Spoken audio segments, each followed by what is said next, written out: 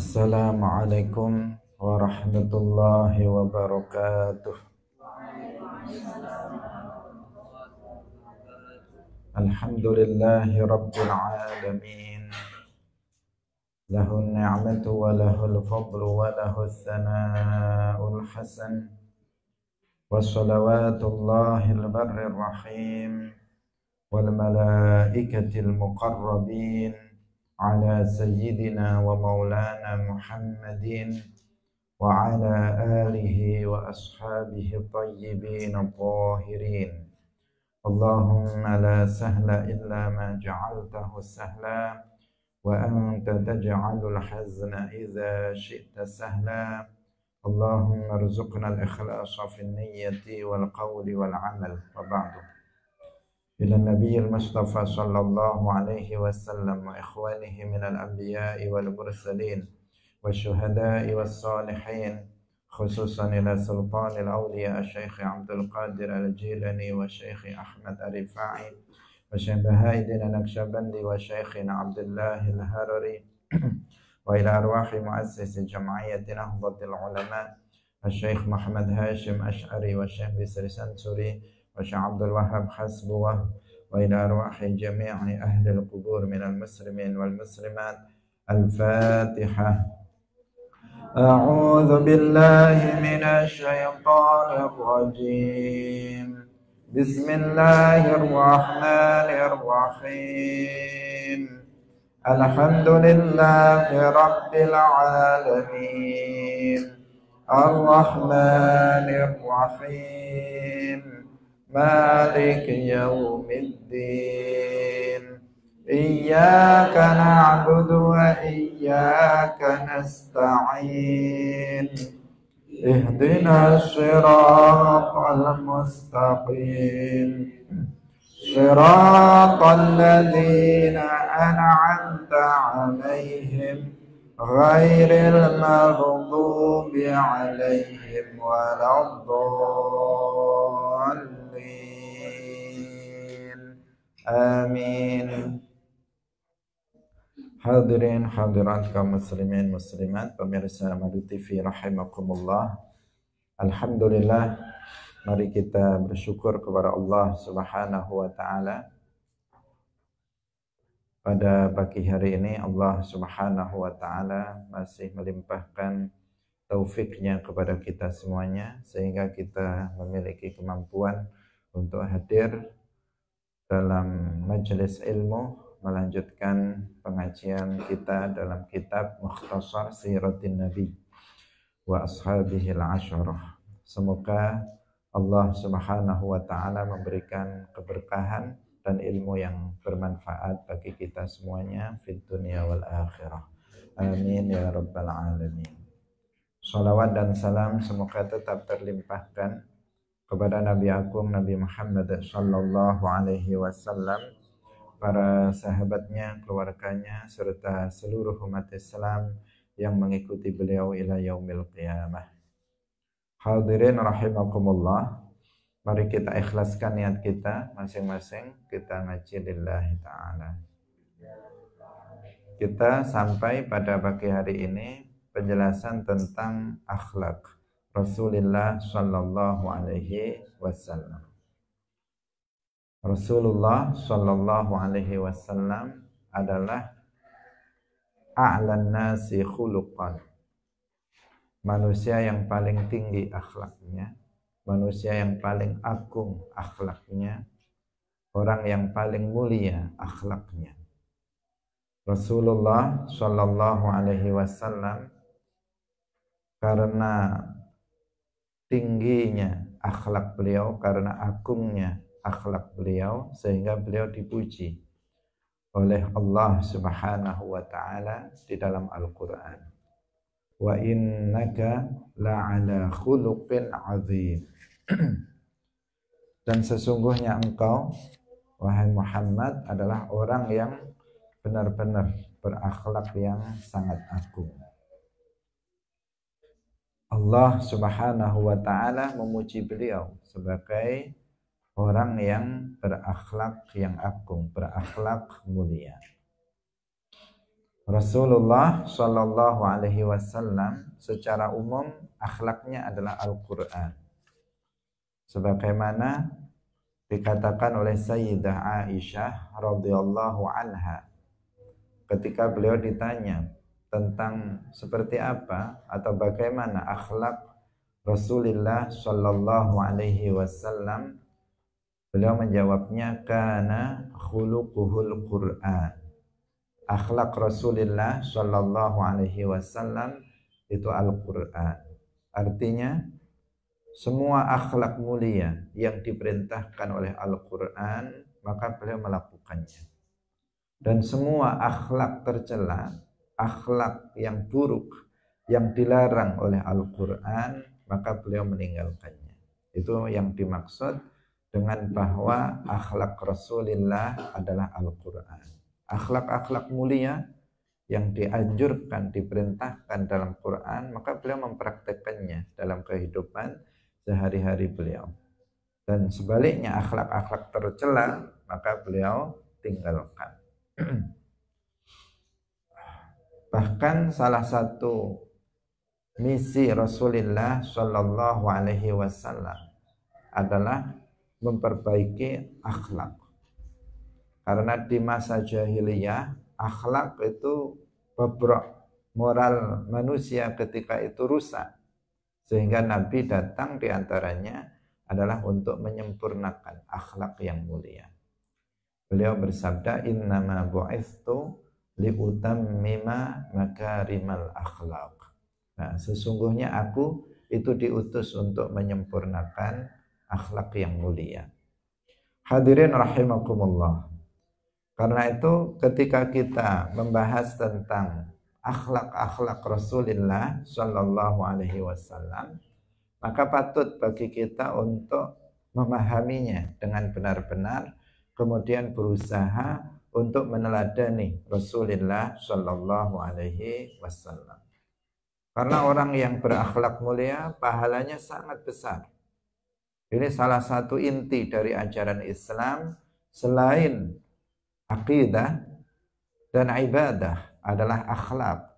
Ini bukan ajaran Islam yang merupakan tambahan, tetapi ini merupakan inti atau pokok dari ajaran Islam selain akidah dan ibadah. Sehingga kita nggak boleh kemudian mengesampingkannya atau menganggapnya sesuatu hal yang tidak penting.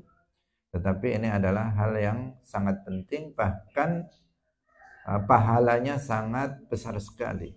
Para ulama mengatakan orang yang berusaha untuk memperbaiki akhlaknya, maka derajatnya seperti orang yang setiap malam dia melaksanakan sholat malam dan setiap siang dia berpuasa. Seperti itulah pahala orang yang berusaha memperbaiki akhlaknya. Tidak mudah, karena itu pahalanya sangat besar. Sesuatu yang berat itu pahalanya sangat besar. Seperti halnya orang yang berusaha untuk berakhlak yang mulia. Bahkan Rasulullah Shallallahu Alaihi Wasallam bersabda, "Ana za'imun bi baitin fi a'lal jannati liman hassana khuluqahu." Aku menjamin dengan sebuah rumah di surga yang paling tinggi bagi orang yang mau memperbaiki akhlaknya. Sesuatu hal yang luar biasa, sesuatu hal yang sangat penting untuk kita perhatikan adalah permasalahan akhlak ini. Hadirin rahimakumullah, mari kita mulai pembahasan tentang akhlak Rasulullah Shallallahu Alaihi Wasallam. Qala al-muallif rahimahullah faslun fi akhlaqihi, utawi iki iku fasal nerangaken ing dalam akhlake Rasulullah Shallallahu Alaihi Wasallam. Kana wis ana sapa Rasulullah Shallallahu Alaihi Wasallam iku asja'an nasi, luweh kendel-kendele menungso. Qala wasdawuh sapa Ali bin Abi Thalib radhiyallahu anhu, kunna was'ana sapa kita iku idhah marra tatkalane wis dadi banget apa al-ba'su perang, walaqiyalan ketemu sapa al-qaumu al-qauma ing kaum, ittaqaina mongko melindungi diri sapa kita bi Rasulillahi kelawan Rasulillah sallallahu alaihi wasallam. Hadirin rahimakumullah, akhlak Nabi yang pertama, beliau adalah asja'u khalqillah. Beliau adalah makhluk Allah yang paling pemberani. Beliau adalah asja'un nas, manusia yang paling pemberani. Ini akhlak mulia. Berani itu adalah sebuah akhlak yang mulia. Tidak ada yang lebih pemberani dari Rasulullah sallallahu alaihi wasallam. Rasulullah sallallahu alaihi wasallam tidak disifati dengan sifat pengecut. Tidak disifati dengan sifat penakut. Beliau adalah seorang pemberani. Rasulullah sallallahu alaihi wasallam hijrah dari Makkah ke Al-Madinah Al-Munawwarah yang dulu namanya Yathrib, bukan karena beliau takut kepada orang-orang kafir Quraisy, bukan untuk melarikan diri dari penyiksaan orang-orang kafir Quraisy, bukan untuk mencari ketenangan, bukan untuk lari dari usaha pembunuhan yang dilakukan oleh orang-orang kafir Quraisy, tetapi hijrahnya beliau dari Makkah ke Al-Madinah Al-Munawwarah adalah tanfizan li amrillah, adalah untuk menjalankan perintah Allah Subhanahu wa taala. Seandainya beliau tidak diperintahkan untuk hijrah dari Makkah ke Al-Madinah, maka beliau tidak akan hijrah. Seperti sebelum-sebelumnya, ketika Nabi Shallallahu Alaihi Wasallam memerintahkan kepada sebagian sahabatnya untuk hijrah ke Habasyah, sampai 2 kali beliau perintahkan sebagian para sahabatnya hijrah ke Habasyah. Apakah Nabi hijrah ke sana? Nabi tidak hijrah ke sana. Kenapa? Enggak ada perintah untuk hijrah ke sana untuk beliau Rasulullah Shallallahu Alaihi Wasallam. Baru ketika beliau diperintahkan untuk hijrah, maka beliau berangkat untuk hijrah. Dan beliau hijrah bukan orang yang pertama kali hijrah. Para sahabat sebelumnya telah lebih dulu diperintahkan beliau untuk hijrah ke Al-Madinah Al-Munawwarah. Beliau belakangan karena menunggu perintah Allah Subhanahu wa taala. Beliau mengatakan, umirtu biqaryatin ta'kulul qura wa hiya thayyibah. Umirtu artinya aku telah diperintah. Umirtu artinya apa? Aku telah diperintah. Umirtu biqaryatin, aku telah diperintah untuk hijrah ke suatu kampung, ta'kulul qura, yang kampung itu akan memakan kampung-kampung yang lain. Artinya dari kampung itu Islam akan menyebar ke kampung-kampung yang lain, ke seluruh pelosok dunia. Wahiyal Thayyibah, kampung itu namanya Thayyibah. Thayyibah itu adalah nama lain dari Yathrib yang kemudian diubah oleh Rasulullah Shallallahu Alaihi Wasallam dengan nama Al-Madinatul Munawwarah. Jadi ini harus diwaspadai ucapan sebagian orang yang entah dia salah ucap atau dia memang keyakinannya seperti itu, yang menyatakan bahwa Nabi Shallallahu Alaihi Wasallam hijrah karena takut atau hijrah karena untuk melarikan diri. Enggak, sama sekali. Rasulullah Shallallahu Alaihi Wasallam hijrah tanfizan li amrillah, imtithalan li amrillah, untuk menjalankan perintah Allah Subhanahu wa taala. Beliau adalah asja'un nas. Beliau adalah manusia yang paling pemberani. Nah, di antara bukti sifat pemberaninya Rasulullah Shallallahu Alaihi Wasallam adalah yang disampaikan oleh Sayyiduna Ali bin Abi Thalib radhiyallahu anhu. Kita mengetahui bahwa Sayyiduna Ali bin Abi Thalib radhiyallahu anhu, beliau adalah orang yang luar biasa dalam peperangan. Beliau seorang pemberani. Beliau seorang yang sangat kuat. Beliau sangat hebat dalam pertempuran, dalam peperangan. Itu sesuatu hal yang bukan rahasia tentang bagaimana Sayyiduna Ali bin Abi Thalib radhiyallahu anhu. Beliau mengatakan, kunna idza marral ba's wa laqiyal qaumul qauma ittaqaina bi Rasulillahi sallallahu alaihi wasallam. Kami, kata Sayyiduna Ali bin Abi Thalib, seorang yang pemberani dan kuat, hebat. Beliau mengatakan, kami ketika peperangan itu telah sangat telah menjadi dahsyat, artinya peperangan walaqiyal qaumul qauma, ketika peperangan itu sudah terjadi berhadap-hadapan antara umat Islam dengan orang-orang kafir di medan perang. Di saat berkecamuk perang tersebut, ittaqaina bi Rasulillah. Beliau mengatakan kami berlindung kepada Rasulullah sallallahu alaihi wasallam. Rasulullah pemimpin dalam peperangan, tetapi beliau bukan bersembunyi di belakang. Bukan beliau memerintahkan prajuritnya di depan kemudian beliau di belakang. Enggak. Beliau sebagai panglima perangnya dan beliau berada di depan, dan bahkan sebagian para sahabat mereka berlindung kepada Rasulullah sallallahu alaihi wasallam dalam peperangan yang berkecamuk. Nah, sesuatu yang luar biasa. Tidak seperti para panglima perang pada masa sekarang. Yang suruh maju adalah prajuritnya. Kalau sudah kalah, mereka lari. Nah, itu adalah para panglima perang pada masa sekarang. Rata-rata pengecut, penakut, tidak mau berada di garda terdepan dalam menghadapi musuh. Tetapi Rasulullah Shallallahu Alaihi Wasallam tidak demikian.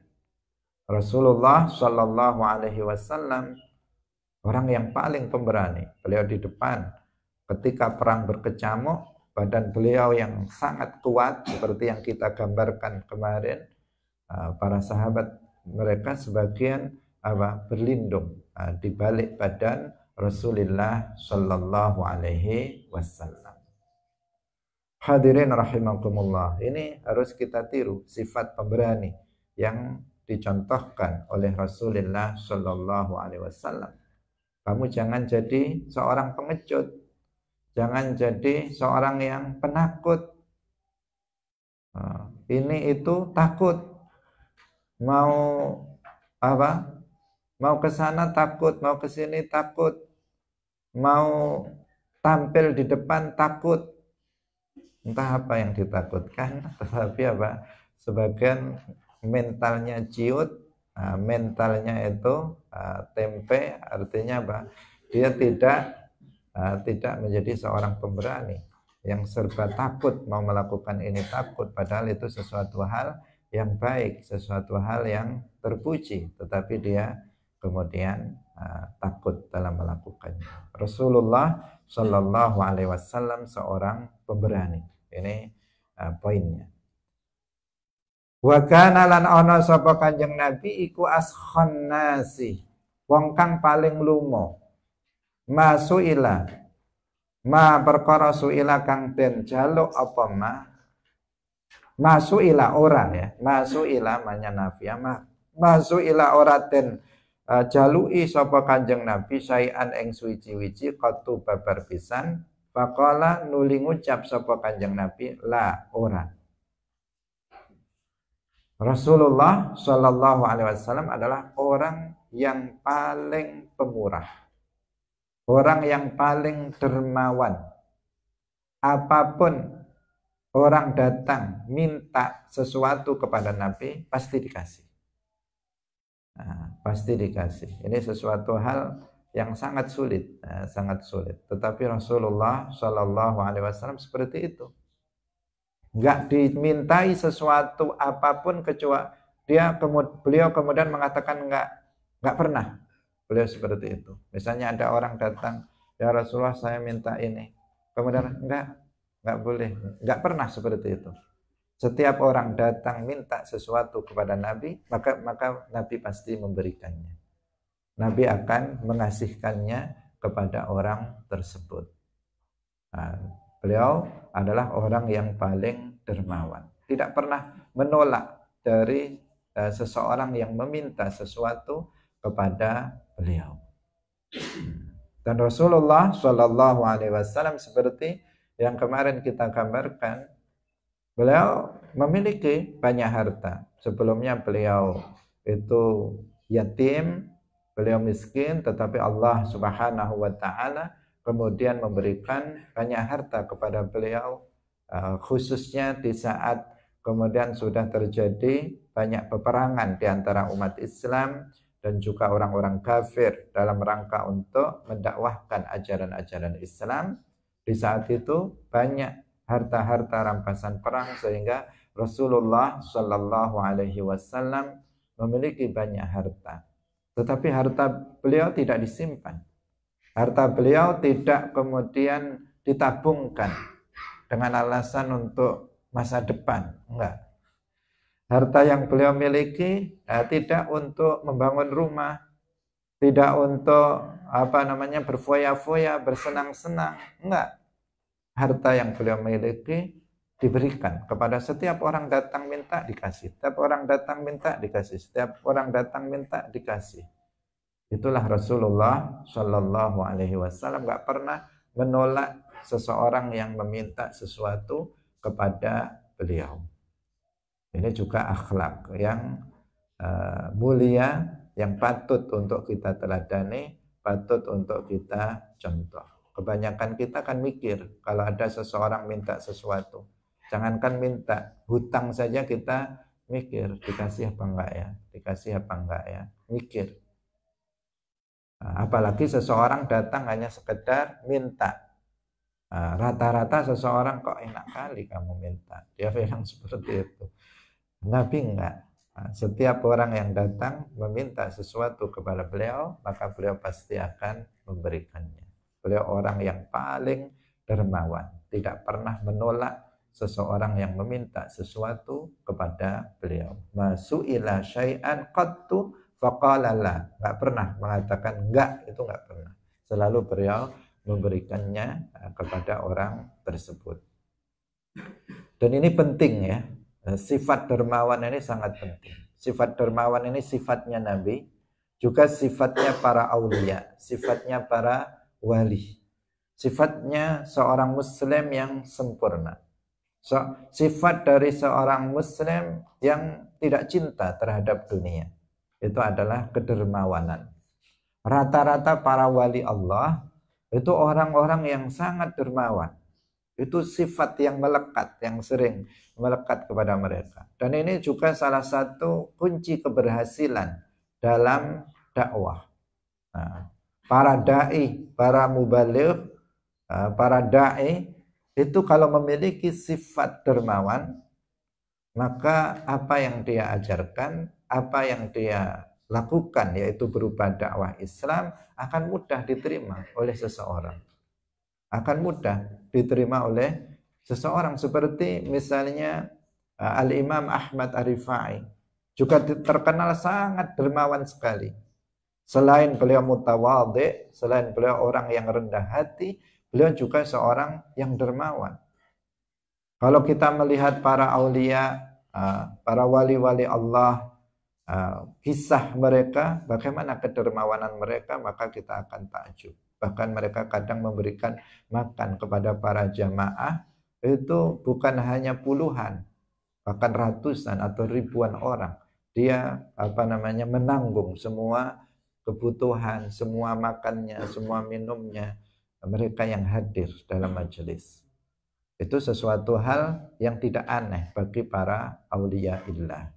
Sifat yang sangat terlihat dari para wali Allah itu adalah kedermawanan. Kalau ada orang yang masih pelit, kalau ada orang yang masih tidak dermawan, tetapi lebih memperkaya diri sendiri misalnya, maka itu masih dipertanyakan. Masih dipertanyakan tentang akhlaknya, tentang kemuliaan akhlaknya yang tidak mencontoh akhlak Rasulullah dan akhlak para aulia. Tentu saja ini sesuatu hal yang sangat berat dan sangat sulit. Kenapa? Kaitannya dengan hawa nafsu kita. Hawa nafsu kita ingin berpikirnya apa? Hawa nafsu itu berpikirnya nanti kalau harta saya kasihkan dia, kalau dia saya kasih kan berkurang. Terus saya nanti bagaimana? Saya mau ini, saya mau itu, saya pengen ini, saya pengen itu. Kan seperti itu. Sehingga sulit untuk melepaskan harta yang kita miliki untuk orang lain. Nah. Hadirin rahimakumullah. Beliau adalah askhon nas, orang yang paling dermawan.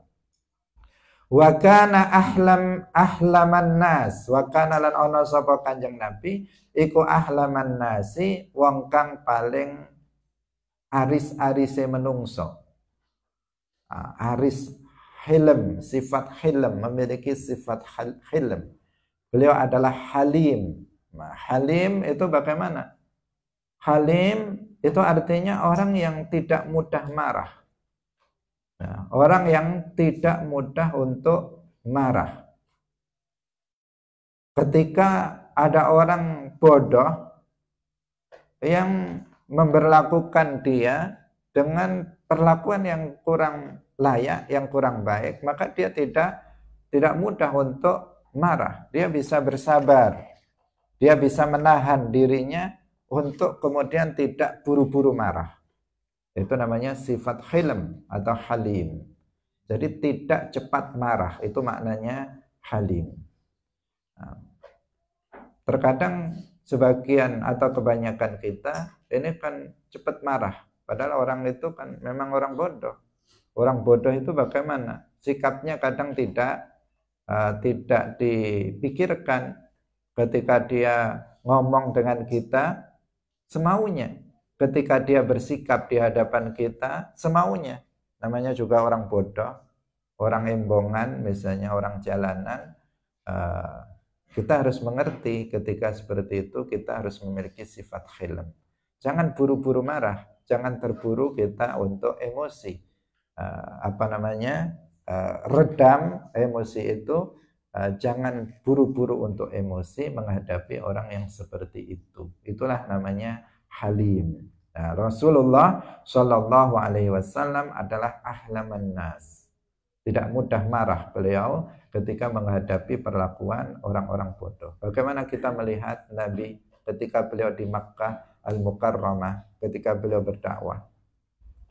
Banyak orang yang mencaci maki beliau. Ada yang bilang beliau itu gila. Ada yang bilang beliau itu adalah tukang sihir. Macam-macam ucapan orang, cacian orang-orang bodoh, orang-orang kafir, orang-orang musyrik ketika itu kepada Nabi. Beliau dilempari kotoran, beliau diludahi.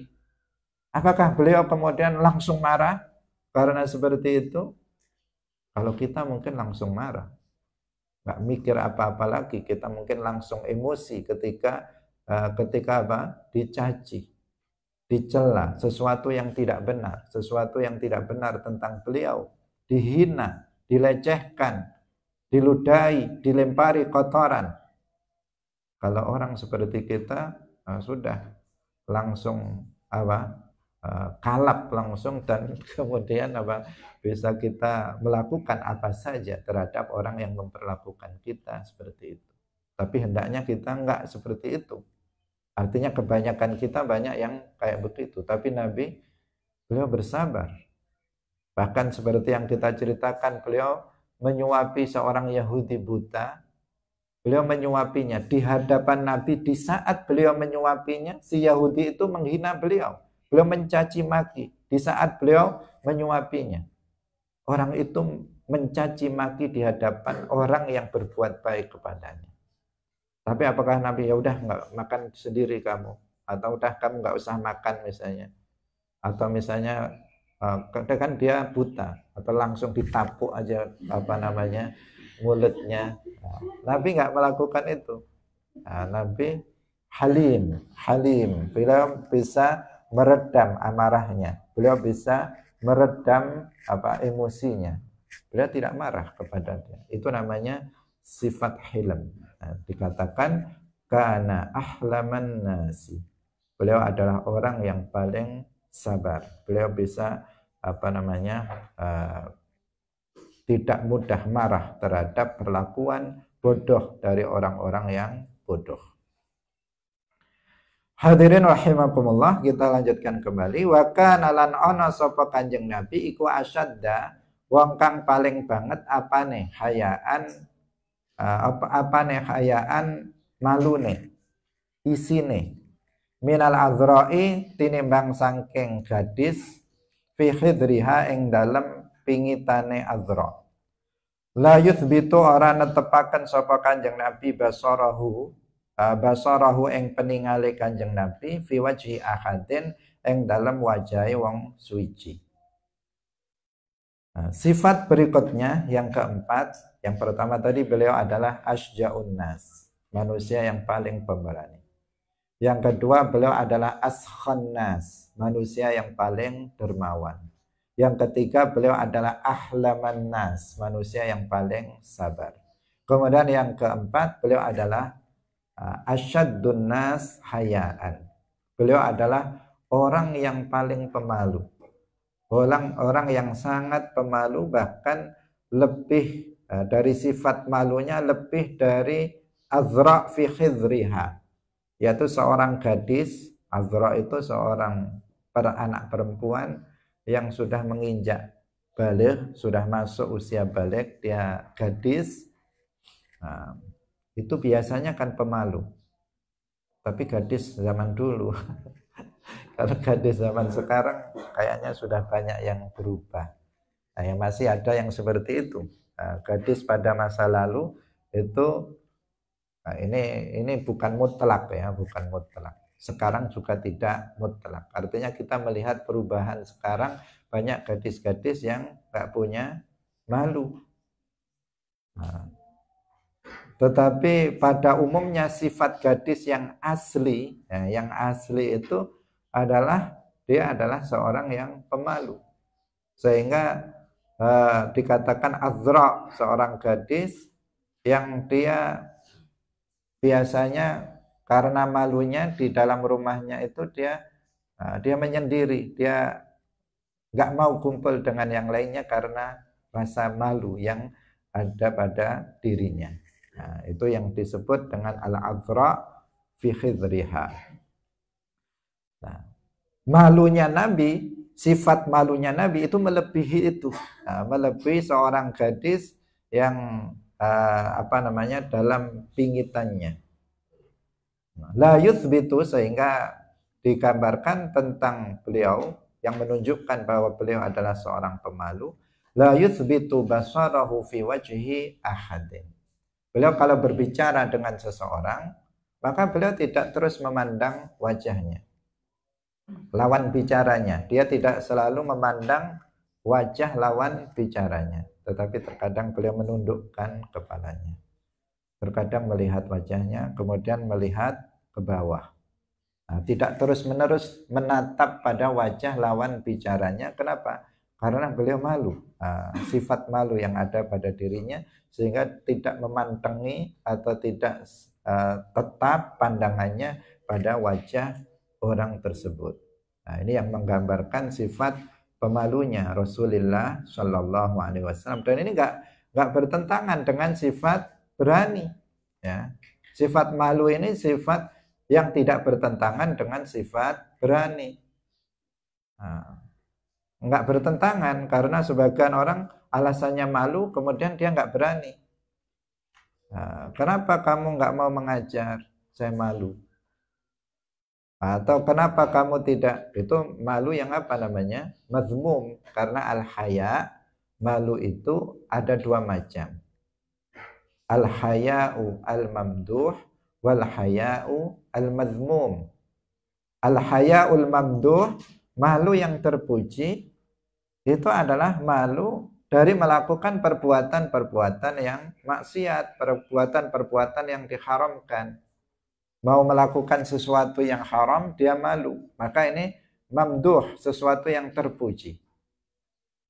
Tetapi al-haya al-madhmum itu malu yang menyebabkan seseorang tidak mau melakukan perbuatan yang baik. Nah, ketika mau hadir dalam majelis pengajian, malu, nggak mau hadir, alasannya malu. Nah, mau misalnya datang ke masjid atau musola untuk jamaah, nggak mau, alasannya malu. Mau bertanya tentang permasalahan agama yang berkaitan dengan dirinya, dia nggak bertanya karena malu. Kalau sudah malu kayak begini, dia akan tercegah dari kebaikan-kebaikan yang sangat banyak.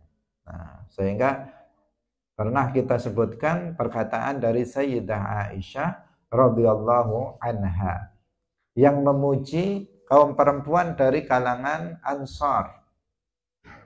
Nah, beliau memuji mereka sebagai kaum perempuan yang terbaik. Karena apa?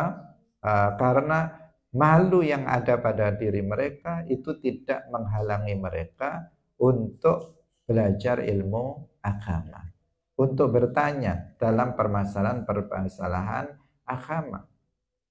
Kaum perempuan dari kalangan Ansar mereka pemalu, mereka punya rasa malu. Tetapi rasa malu yang ada pada diri mereka itu tidak menghalangi mereka untuk bertanya, untuk belajar ilmu agama.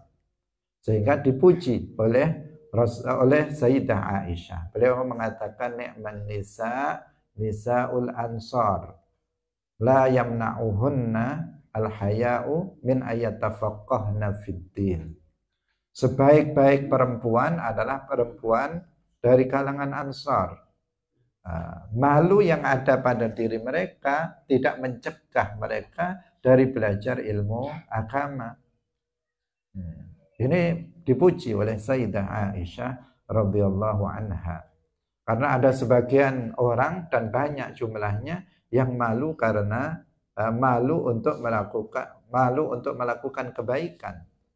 Itu bukan mamduh. Sedikit-sedikit ini malu, ini malu, ini malu. Mau melakukan kebaikan malu. Itu bukan terpuji bagi dia. Bukan sesuatu akhlak yang baik. Tetapi ini adalah akhlak yang buruk. Tetapi akhlak yang terpuji adalah ketika seseorang malu melakukan perbuatan-perbuatan yang maksiat. Itu baru yang terpuji. Misalnya dia seorang perempuan keluar rumah dengan membuka aurat, malu. Kalau tidak pakai kerudung yang menutup auratnya, dia malu misalnya. Itu namanya baru al-haya al-mamduh.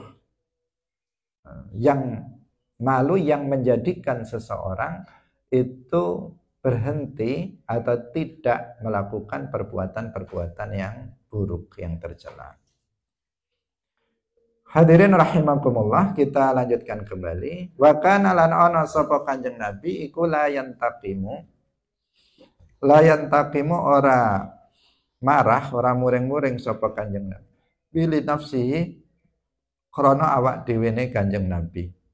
Wala yaghdabu lan ora muring-muring sapa Kanjeng Nabi laha krana nafsihi illa antun tahab illa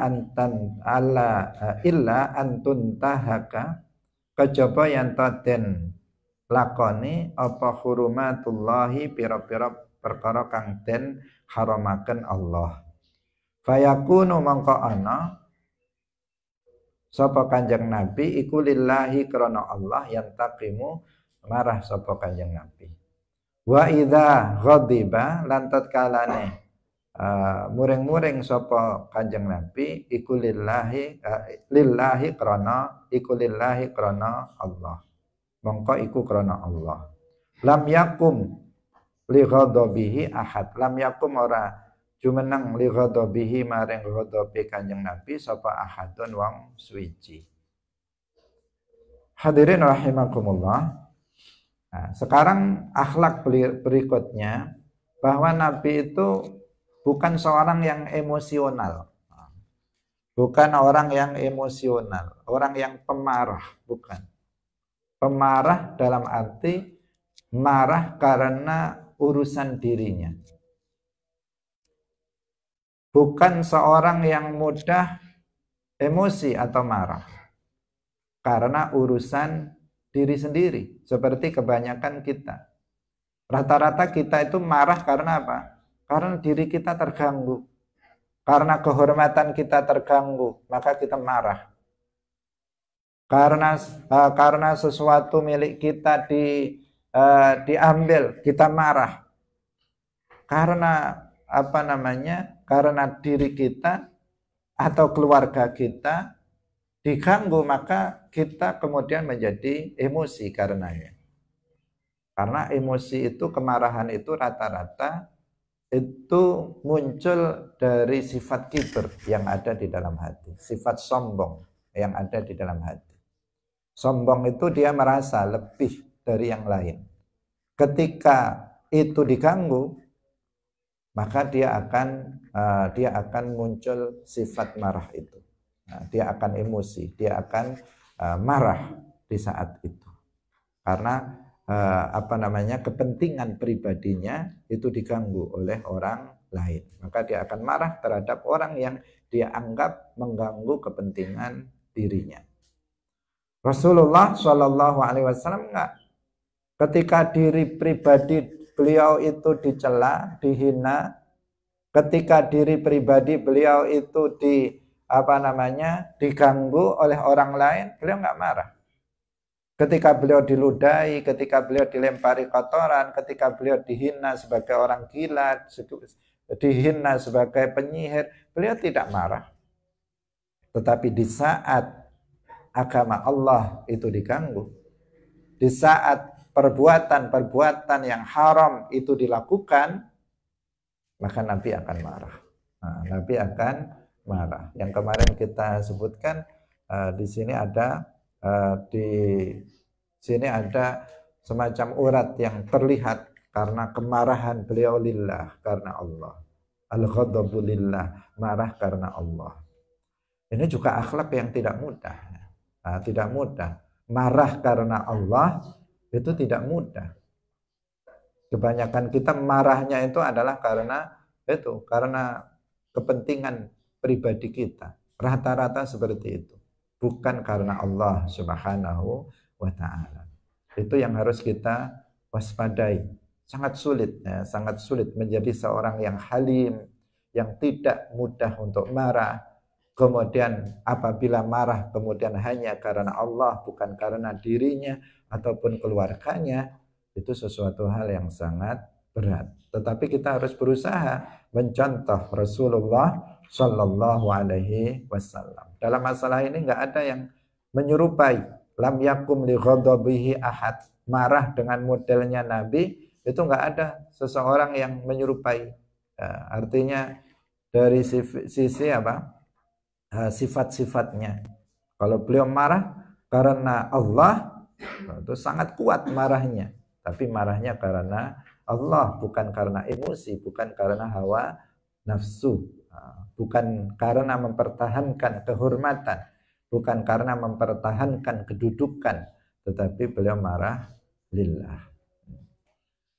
Idza ghadiba lillah. Jika beliau marah, maka beliau marah karena Allah. Karena Allah itu ya karena itu. Karena perkara yang diharamkan oleh Allah dijalankan. Karena perkara yang diwajibkan oleh Allah ditinggalkan. Di saat itu dia marah. Ketika misalnya ada Rasulullah dilecehkan oleh orang tertentu. Sering sekarang kita di masa sekarang orang melecehkan agama, maka kita marah. Ketika Nabi dihina, kita marah.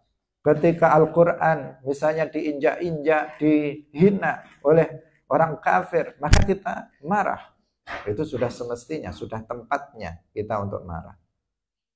Bukan santai-santai. Sebagian orang terbalik. Ketika harga dirinya dilecehkan oleh orang lain, dia marah-marah. Ketika Al-Quran dilecehkan, ketika Rasulullah dilecehkan, dia santai-santai saja. Dia bilang, itu kan hak dia, kata dia. Itu bebas, yang penting kita nggak melakukannya, dan seterusnya. Nggak ada kemarahan sedikit pun pada dirinya. Ini orang yang berarti ghadabnya bukan karena Allah tetapi karena dirinya sendiri. Kita kalau melihat sesuatu kemungkaran dilakukan oleh orang lain harus marah.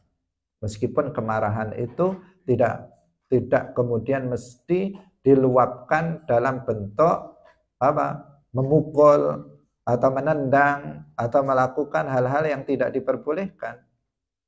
Nah, tidak seperti itu juga, ya. Tetapi dengan cara-cara yang dibenarkan di dalam agama. Wal qaribu wal ba'id, kita lanjutkan, wal qaribu lan wong kang cedhek, wal ba'idu lan wong kang adoh, wal qawiyyu lan wong kang kuat, wa dha'ifu lan wong kang abas lemah, indahu ing dalem ngersane Kanjeng Nabi, fil haqqi ing dalem perkara kang hak iku wahidun siji. Artinya sama. Nabi dalam hal mengambil sebuah keputusan dalam hukum, maka beliau akan bersikap adil. Beliau tidak memandang apakah dia teman beliau, apakah dia bukan temannya, apakah dia kerabat beliau, apakah dia bukan kerabat beliau, apakah dia orang kuat atau dia orang lemah, dia orang kaya atau dia orang miskin. Di hadapan Nabi dalam persoalan perkara yang hak itu sama. Nah, ini sifat yang harus diikuti, kita teladani. Karena kebanyakan para pemimpin membeda-bedakan, apalagi di pengadilan. Itu banyak yang membeda-bedakan. Apabila yang membuat kesalahan itu seorang penguasa, maka kadang dibebaskan dengan berbagai macam alasan. Kalaupun di penjara diberi fasilitas, kadang bisa keluar. Padahal kesalahannya dia mencuri Dia korupsi miliaran. Tetapi dia di penjara dalam waktu singkat. Di dalam penjara kadang dibolehkan keluar, kadang di dalam penjara dikasih fasilitas yang yang mewah. Sementara ada orang miskin, dia mencuri ayam. Sudah tadi digebukin oleh masyarakat, di sini di penjara, di dalam pun tidak dikasih fasilitas apa-apa. Nah, kan sering seperti itu. Kalau orang yang berbuat salah itu berduit, kaya, maka dia salah menjadi benar. Sementara orang miskin, dia berperkara membuat masalah, dia benar menjadi salah. Itu banyak hakim yang seperti itu yang tidak berbuat keadilan. Dia memandang dalam mengadili seseorang, dia memandang dia berduit atau tidak berduit, dia orang kaya atau enggak, dia pejabat apa enggak.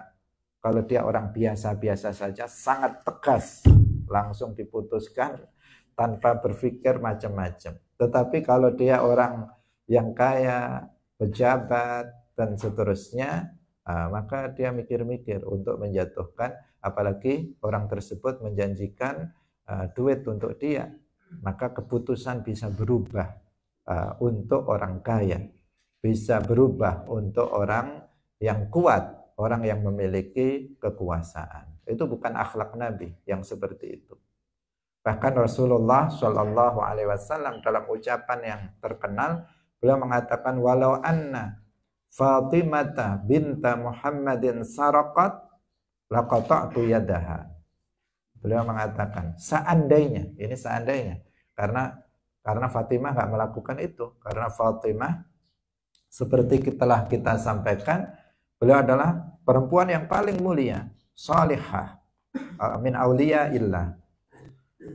Tapi Nabi memberikan pelajaran kepada kita. Beliau mengatakan, lau anna Fatimata binta Muhammadin, seandainya Fatimah anak Muhammad, saraqat, dia mencuri, laqata'tu yadaha, maka akan aku potong tangannya. Nah, itu Nabi yang menunjukkan apa? Keadilan beliau, nggak memandang itu kerabat, anaknya, atau siapa pamannya, atau nggak memandang itu.